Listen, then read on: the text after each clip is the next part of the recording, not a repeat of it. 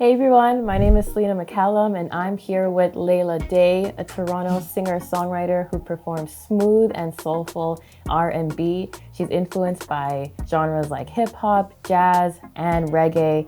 Last year, she was on tour with the Queen of Toronto, Jessie Reyez, and she also just released her song, Slow Wine, in July that's been heating up everybody's timeline and everybody's playlist. So please, let's get into it. Yay. Thank you so much. Thank you for having me. That was a good intro. Oh, thank you so much. It's always so weird, like hearing your bio or like hearing your intro, because and you're just sitting here and just like, true, I did that. Yes, I did that. yes. You should always praise yourself, and like take all those accolades. Yeah, for sure. Thank you. I appreciate that.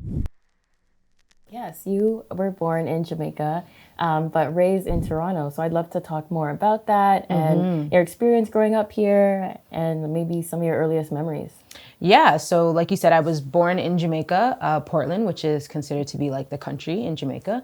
I came here when I was very young, but all the time when I do interviews, I always tell people like I literally grew up in Jamaica. Like my mom and my dad are very Jamaican, and my household, it was like, yes, we were stationed or like location was in Toronto, but it was very Jamaican-y. We still had all the Jamaican rules, like everything still existed in that home. So when I went back to Jamaica for vacations or holidays, etc., I was like, man, this does not feel very different. Like my mom still does this thing. She still cooks this way. She still acts this way. So I think my very early years was very Jamaican-y, very filled with a lot of music. I grew up with a father who was a DJ, and my mom used to sing in the shower, but she's great.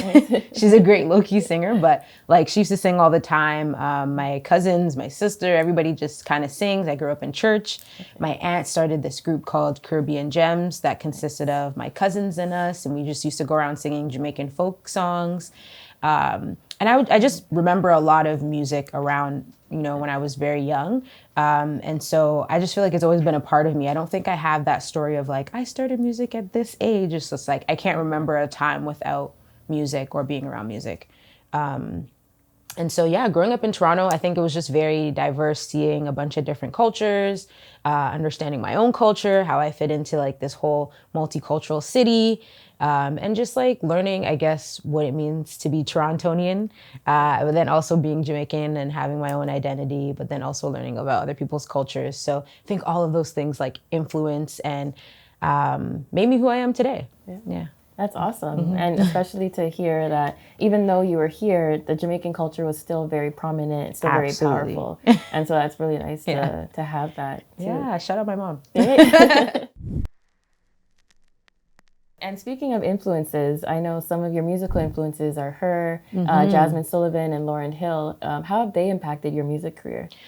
I think I'm just like really big on vocalists. I love a good vocalist. I love someone who can sing. And I don't know if that's because I like really grew up in church a lot and just hearing the power of a vocalist with or without instrumentation. And so I think like artists like Lauryn Hill, that's like one of the first artists I really gravitated towards when I was younger. My mom used to play her album all of the time. And I just felt something like she emoted so much. And, that transitioned into like loving Jazmine Sullivan just as much. And I think she's like probably, in my opinion, one of the best vocalists we have today. And then just even seeing people who are just like young and fresh and just taking a new spin on like her. And just knowing that she's like a musician on so many aspects, like she plays guitar, I just felt so influenced by the variety of just like what she did and how she kind of turned R&B into like something fresh and new. She really came with a new sound, and even her marketing when she first came out was like very fresh and new. So they've just influenced me in the way where I feel like it's ever evolving, like from a Lauryn Hill and the Lauryn that we all like know and love of like Miseducation, like transitioning into I think somebody like Jazmine, where it was like, okay, that's fresh. That's like brought into the now. And then into like a Her, where it's like, oh, she's even more fresh and like more new, and just like the evolution of R&B. I feel like I see that in a lot of those artists, and I really try to bring that into my own music, where it's like I'm trying to always evolve as my music progresses. Yeah. That's awesome. All three of them are very inspiring, empowering ladies to look up to, and I know you're going to be right there with them in that. Thank you. how has your year been this year in terms of music and picking up, I guess getting into like making slow wine and things like that? Yeah, you know what's so funny? I think, okay, so Slow Wine was actually created a while ago. I have another song, it's called Nobody Else. And I created Slow Wine and Nobody Else actually at the same time. There was some production issues, so I had to reproduce it. And that song was reproduced like 10 times. Like literally, I'm not even joking. Like I got to reproduce like 10 times because I just didn't feel like it was authentic. I didn't feel like it was authentically Jamaican or Caribbean or any of the things that I was kind of feeling when I made the song. And so it was a really long process to get Slow Wine to this moment. But back to your original question, I think my year, this year, 2023 has been, I think it's been, you know, testing my patience. It's really one of those things where it's like, okay, you have to be patient. There's growth that needs to happen. Things are not moving as quickly as you'd like, but that's because maybe you're not ready, or you need to. I don't know. Something around patience is what I'm feeling. But it's been good nonetheless. I've been learning a lot of things. I've been creating in a way that I feel like I haven't created before.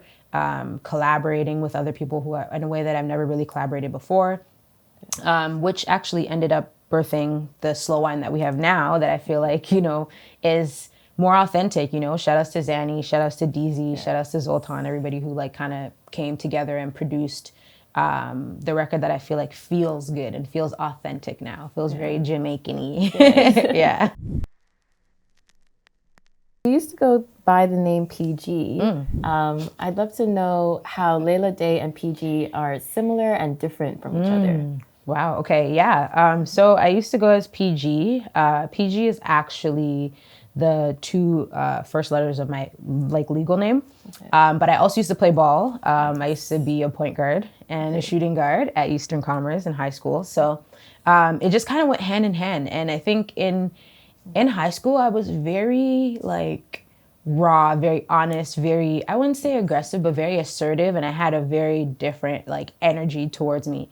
And I was also rapping. I had the love of like, you know, rapping, and my brothers all, my brother was a rapper as well, but he was the one who kind of brought me into the idea of rap, hip hop, everything. And so I just loved doing that. And I loved being with him, especially because he was doing music. So I went to university and I stopped playing ball because I was paying for school out of pocket. And so I was like, listen, if I need to be paying for school, I need to be focused. So I stopped playing ball, but I've always loved music, and I was recording, and I was like, I really want to take music more seriously.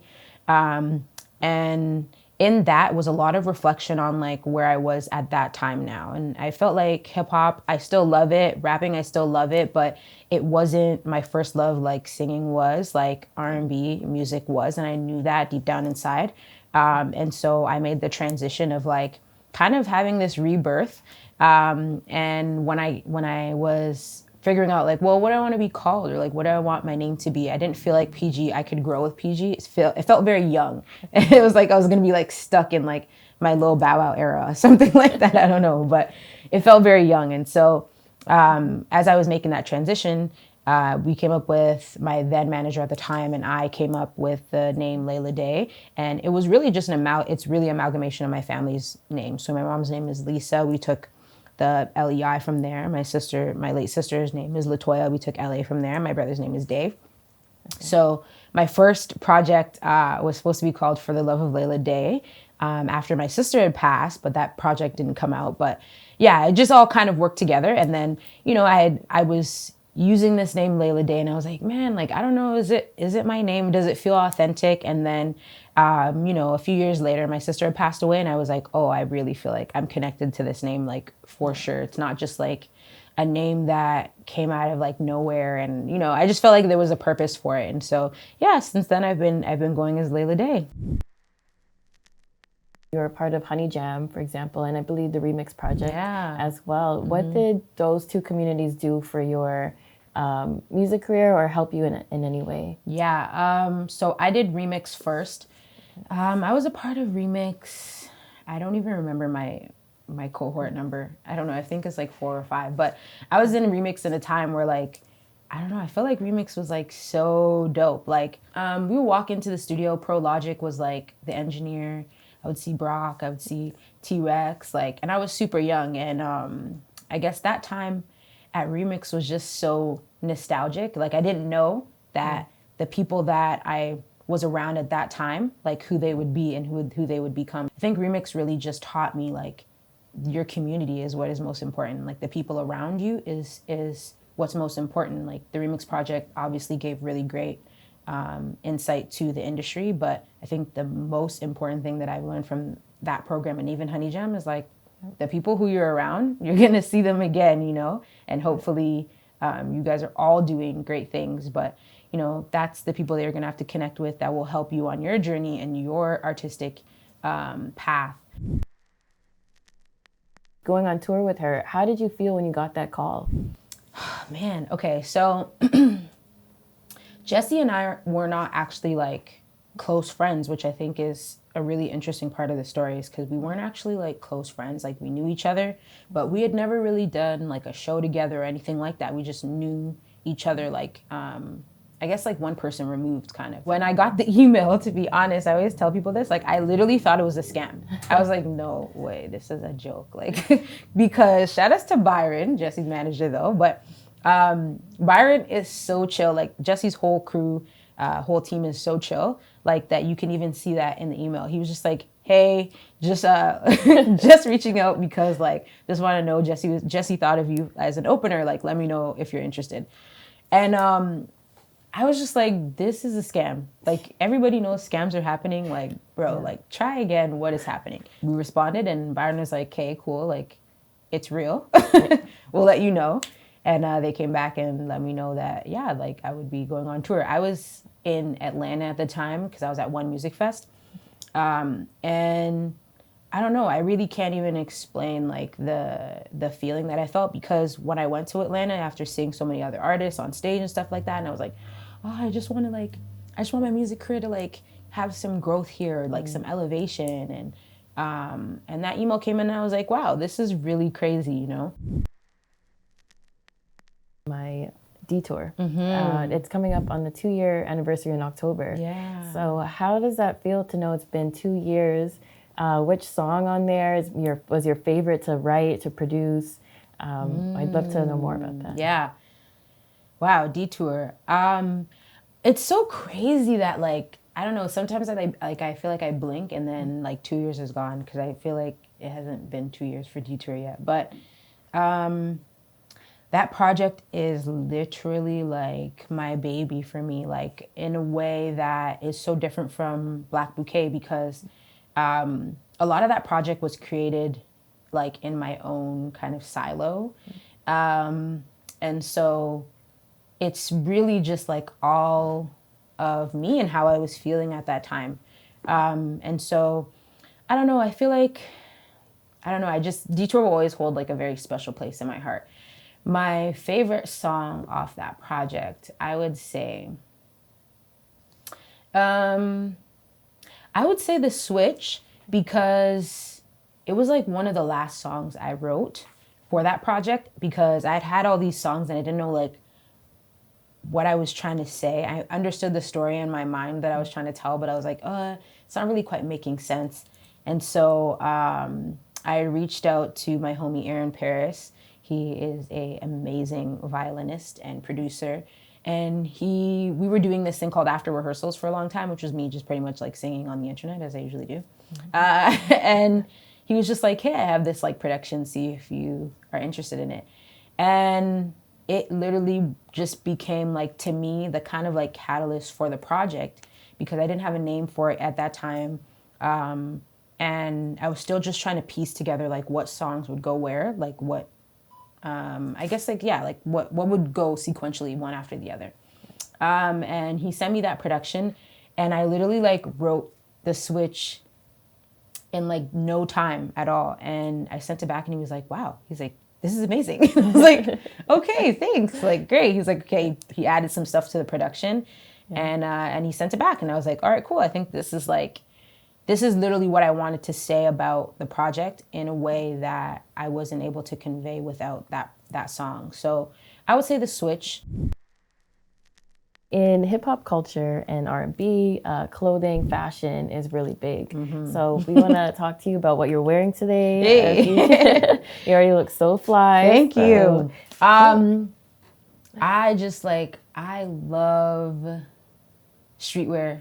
I love fashion in like any kind of sense. And the thing about me is like, there's this meme. I always like talk in memes, which is really crazy. But there's this meme that's like, I exist in like two really polarizing opposites. I either look homeless or I look great. And that's literally like, you either catch me on like one or two of those times. So either you see me and you're like, damn, like she's going through it. Or you see me and you're like, damn, she looks bomb. Like that's just where I kind of exist. I love being cozy, comfy. That's like my kind of thing, but definitely will do my thing and pop out like when I'm ready. But what I'm wearing right now, this shirt is actually a Babe collab with Jessie Reyez. This shirt was gifted to me by Jessie after the tour. Awesome. But this is a Babe collab with Jessie Reyez. There's some really dope pants also that go with it. But I feel like I was doing too much, so I didn't put the pants on. Never I didn't put the pants on today. I was like, damn, I was doing too much. But I mean, I really love sneakers. These are just some like Nike, what are these called? The Air Force kind of winterized. It's not winter, but you know what I'm saying? We just had to pull those out today.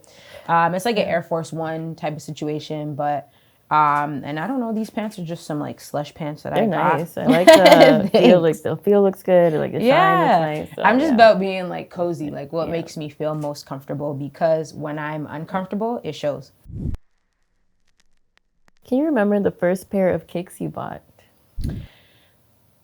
I can remember the first pair of kicks I begged my mom to buy. I was in like elementary school, and it was like a Nike Air Max, and I don't know why I loved the Air Max. It was just like, we went into the Nike store and I was like, this shoe is so cool. And my mom was like, for that price, it is not cool enough. And we left, we went, got some other shoes, and then came back. And I just kept coming back to the shoe. Like, we would go to the mall every like other weekend or once in a while, and I'd be like, do you remember this shoe, Mom? I want this shoe. So she ended up buying that shoe for me. And if you're Jamaican like me, you know that you have shoes that you wear to school, and you have shoes that you do not wear to school. I think my question is for you about like clothing and music and women in hip hop, and it being 50 years. How do you think women will continue to create that creativity, the impact that they have in hip hop and R&B that we've made and paved the way for? I mean, I think women, more specifically, I think Black women and people of color really create like and move fashion. Like, I mean, if we even think about like the 90s, when, you know, girls were like cutting their hairs and had a little slit, or like the bamboo earrings, or any of those things that are really influential to this very day, it all came from like hip hop. It came from the minority groups, like Black women, you know, Latinas, like that kind of thing. So I'm like, I just feel like it's just going to continue to evolve as it usually does. And I love that for us women, and I love that for hip hop. Like, we really, like, even nowadays you see like we really kind of dictate fashion and style. And as much as people don't want to give us our flowers for it, you know what I'm saying? I feel like it's just something that we do naturally, because that's that Black girl magic. Like, that's really what it is. So, I mean, I can't wait to see what kind of like new trends happen and like the things that we love. I know what I love, but I love seeing other people's style, and I love to see like how the style evolves over time. Like, thinking back to like the 90s era and like how my mom used to dress to even now, and like us kind of bringing some of those influential things back to now, and just how we've evolved from that. Like, even things like baby hair, or like finger waves, like all the things that I think was just like a moment in history that I feel like will still continue to evolve as time goes on. So yeah, Hip Hop 50.